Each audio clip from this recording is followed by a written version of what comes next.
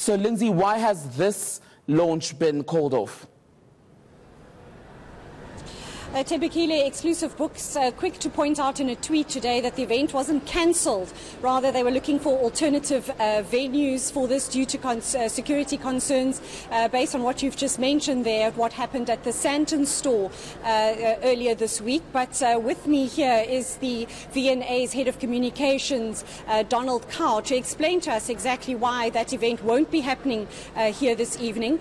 Donald, what's the reason taken to not hold that launch here at the Exclusive Books this evening? Primarily, it's informed by the concerns that we would have had around the safety and security of not only the patrons who would come to Exclusive Book to attend tonight's event, but the general safety of visitors, the staff that we have alongside Exclusive Books. That informed a security decision that was made together by ourselves as well as Exclusive Books and the South African Police Service, that in fact it would be posing a high security risk, and that the consideration be that the event not take place at this particular store. Would the V&A consider that this event take place here at some other time in the future if that's what Exclusive Books and Penguin Books decides? Definitely. We do hold a whole host of events, but as I just pointed out, with every event that takes place here, discussions take place with our tenants to understand what the security plan is. That has to mirror with our own capabilities to then secure that event. We often collaborate with the South African Police Services around any of the type of events. That's really where the decision comes from. The kind of security risk, what did you base that on exactly?